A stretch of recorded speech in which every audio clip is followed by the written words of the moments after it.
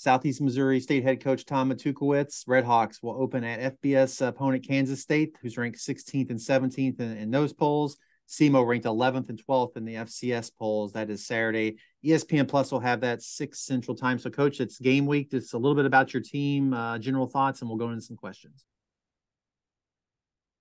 Yeah, we can hop into questions. My general thoughts is just ready to play. There's been a lot of talk about this team, so I'll let other people do that. Fair enough. We got 3 people waiting. We'll go Tom Davis first. Go ahead, Tom. Coach, the last 9 months, where is your team emotionally, physically, mentally, as you head into game day? And you looked at this from January 1st to September 2nd. Where are you guys? And how do you like what your team is emotionally, physically, and mentally right now? Physically good. We went pretty hard. We went all afternoons in the summer. I really challenged them the hot week we had here in August. And so I like where we're at physically. Mentally, we're getting close.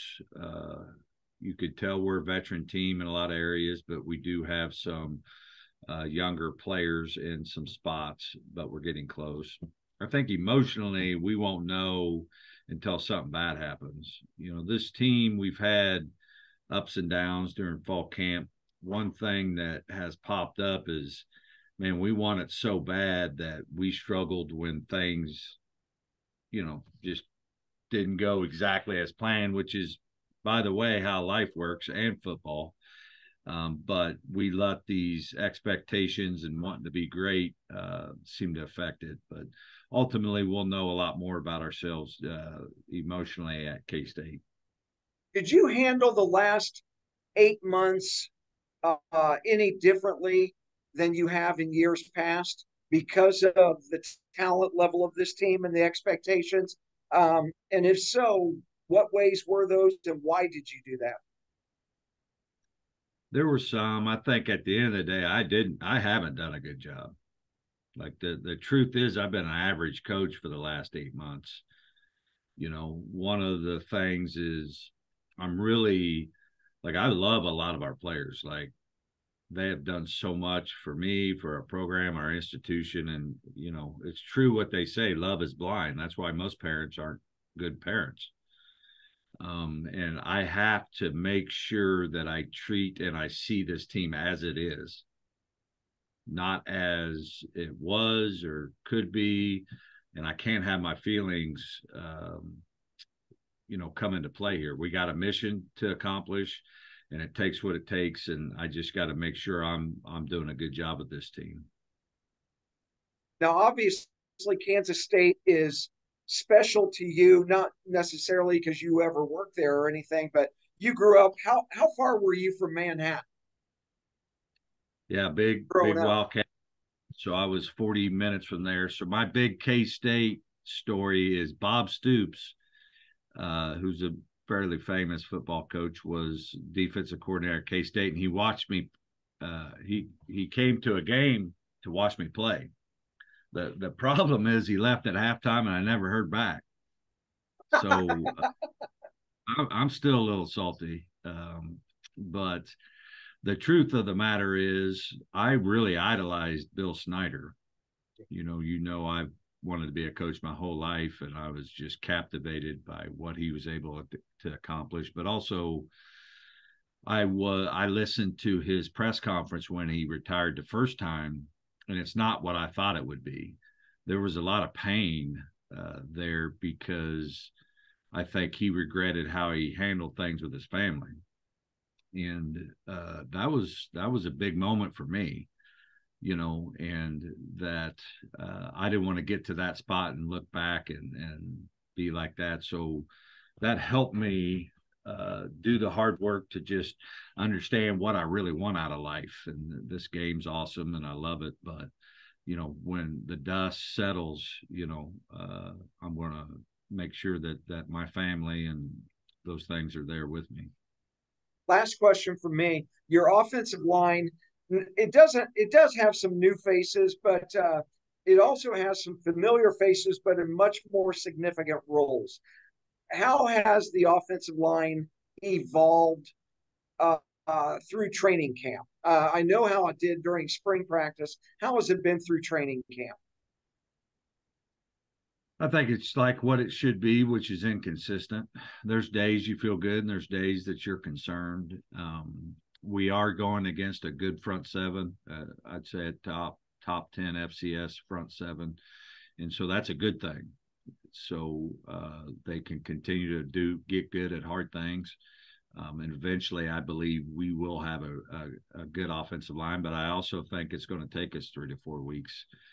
It won't be a talent thing, but until you just do life together, those 5 got to act like one. And so it takes a while for that to happen. All right. Thanks, Coach. Best of luck to you. Thanks, Tom. We'll go Jake from WSIL and then Mike. So go ahead, Jake. Morning, Coach. How are we today? I'm great. Just going off what you just said, I remember asking you at the final spring practice, I think you said that you didn't want to put a number on it if your team would be ready to go when you were 14 days out, and now we're getting real close to single digits in kickoff. Where do you feel this team is, heading into the game? Yeah, I'm excited to watch them play. I think we got some good players. I think a lot of guys are doing a lot of great things. You just got to hold judgment off until you get reality. Like, who really knows? So I'm not going to try to have any expectations whatsoever. I'm just going to try to do a really good job, try to coach my football team really well, and, not let anxiety or anything ruin this moment for me or this team. We have a good team. We got a great opportunity to play in a sold-out stadium against a really good football team. I mean, I don't know how it gets much better. It's going to be a great weekend. How much can you use this week 1 game, as a measuring stick, even though it's a non-conference opponent? I think we'll know what our problems are. They're going to be good enough to force those to the front. But we probably won't know, until we get a couple FCS games under our belt to know how good we are going to be, because I just think K-State's that good. I think they are the best team I've played since I've been here, Power 5 wise. And so, may know even after this game how good this team could be. Anything you can draw comparison-wise from the opener last year at Iowa State and now going here? Is there anything? Obviously, you mentioned sold that stadium, but anything that maybe your players haven't seen that they will see this time around? No, I mean, I think this team has been in spotlights. I think all the things that make this little unique, this team has gone through, but there are some players that weren't in those type of roles in that type of environment. We'll just see how they do. But I think this team's not going to flinch. It's just whether or not we execute and are good enough. Health-wise, how are we at this point? Pretty good. I don't think we got anything going on with, key contributors. Sam Keeper is a guy that has played a lot of snaps and end up having just a scope.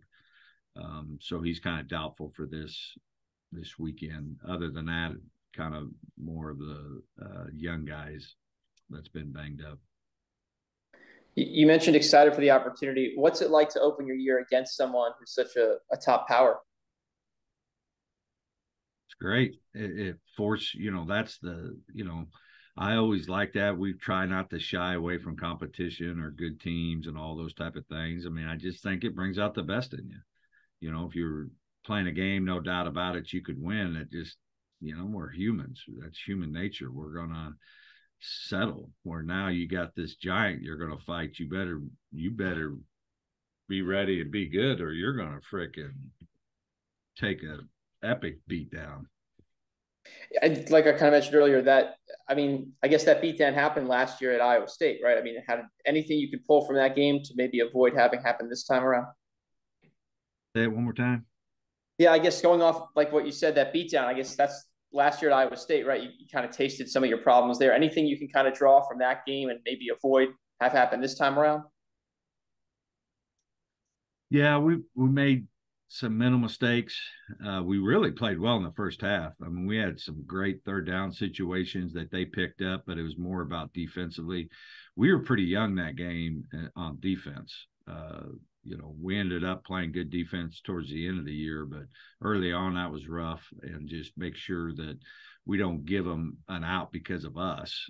I think offensively, we played really good against Iowa State that first half, but it was more of our defense that first half. Thanks, Coach. Appreciate it. We're going to go to Mike, and then one last question for Tom after that real quickly. So Mike from Red Shirt Sports, go ahead. Good morning, Coach. Good morning. One of the questions I have is last season in the playoff game against Montana, I hate to bring that up, but it was kind of a tale between two halves. How much have you worked on making sure that you guys can compete in a complete game in that type of an atmosphere?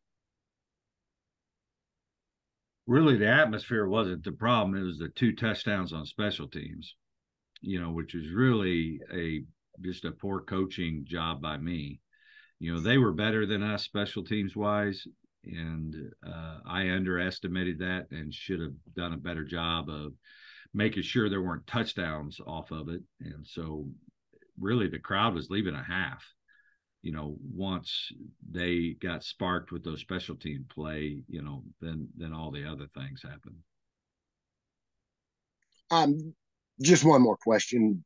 I'm kind of interested in Bryce Norman. I watched him every game last season, and he was really, really impressive at linebacker. How much of a team leader, on-field leader is Bryce? I think Bryce, we'll have to find out. I think Bryce has seen the value in that. I think he has worked hard to get better. And what I mean by that is creating better and deeper relationships within the roster, not just in his position group, but the D-line and the DBs and everybody. And so he's got a lot of strong relationships, which will really help his leadership. And I think, he's going to have a great year, both as a leader and as a player. Great. Well, I guess one more question. Geno Hess came back for his 6th season. How much do you feel like your offense may be kind of centered around him and his production this season, or do you feel like if you can use more of a passing attack, Geno will be more effective in that type of an approach, stretching the field is basically, and kind of giving him the opportunity to use his talents if you can get the defense to kind of back off and play respect your passing game as well. Yeah, I think what will make our offense good is balanced. It wouldn't matter if we just had Geno or we just had Paxton. At the end of the day, in Division I football, they're going to be good enough to take something away. But because we have Geno, because we have Paxton and receivers and all these guys, we should have balance. So we try to just do what the defense dictates. If they are playing the run game, we'll throw it. And if they're playing in the passing game, we're going to run it. Okay. Thanks, Coach. Good luck this season. I appreciate it. Tom, real quick, last question. Coach, Logan Bruns is listed on the depth chart as the #1 place kicker. Talk about his evolution of just persevering behind other guys and working his way to the #1 place kicking spot. And what do you like about him and what he's going to bring to your team? Well, we might have jacked that up. He's not the #1 place kicker. He's the #1 kickoff special. Or that's what I meant. That's what I meant. I'm sorry. Yes. Okay. Yeah, you're right. DC Pippen is the place kicker. Yeah. Okay. And so he's done a great job. I don't know if you've seen him lately, but even physically looks bigger and stronger. And so he's really had a great offseason. Coach Knapp and his staff has done a good job with him. And we played him a little early, you know, and I did that on purpose because I knew, you know, he's going to need to play this year for us and be the guy. And so he's still a hair inconsistent, but I believe in Logan Bruns and can't wait to watch him compete Saturday. Well, okay, Coach, thanks for your time. Thanks, Kyle. yeah, you're all welcome. Thanks for joining us, Coach. Best of luck this weekend. We'll talk to you again next Tuesday. Sounds great.